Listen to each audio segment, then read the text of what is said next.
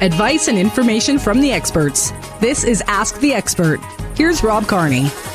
If you like to take a vacation every now and then, or if you have a rental property or two, you should know the difference between unoccupied homes and vacant homes. And there are some rules involved.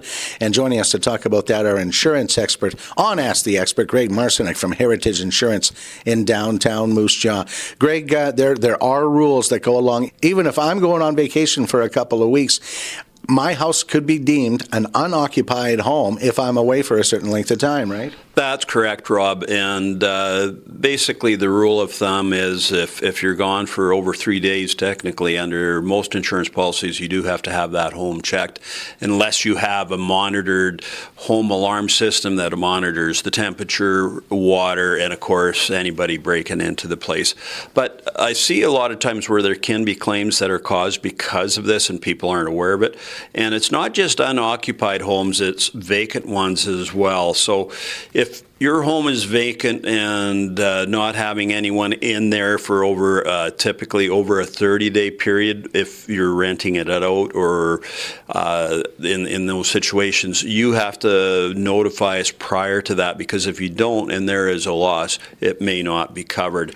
And just best to keep that 30-day mindset and day number in mind. You know, whether you're buying a new home or selling a home or inheriting a home, it's best that you let a broker know or ourselves know as soon as possible. And the biggest thing that you need to know is whether it's a current family member, whether you're occupying it, or again, if you are renting out. Any combination thereof can affect your coverages and affect your prices. So very important that you know beforehand and talk to your broker on this.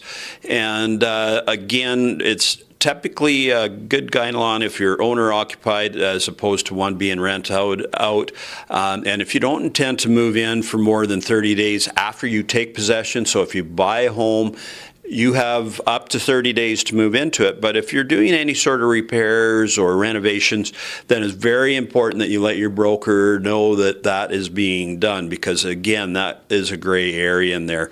Now, if you've got to realize if you're renting it out, you definitely have to have either a rental home policy on there or what they call a dwelling policy. And this protects only the property itself and extends around the property, but does not extend for the renter's belonging, which a lot of people think as far as, you know, if I rented out, their stuff is covered. It's not covered. They need a tenant coverage, and I normally really recommend that you do get a tenant policy for liability, and then also there's usually tenant's legal liability that can extend. What about when it comes to Airbnb homes? They are not covered. So, and typically any short-term coverage is not rental coverage at all. So again, that is additional special coverage, so you've got to have that in place. So very important on there. So if you do, you know, as far as when your property is vacant and empty, again, it's really good idea to have it monitored. I always highly recommend that you have a secured monitoring system. And again, keep the exterior of the home upkept. Make it look like somebody's living there. And again, having motion lights and having lights on a timer in there as well. Again, if you're away for more than 2 days, I'd mentioned as before, either have a friend check it on a regular basis, or again, if you do have a monitored system that has for your heat, water, and as well as any motion at all, you're okay. But again, you best to check with a broker on your particular policy on that. There you go. So if you're planning an extensive winter vacation this year, there are some things you got to take into consideration.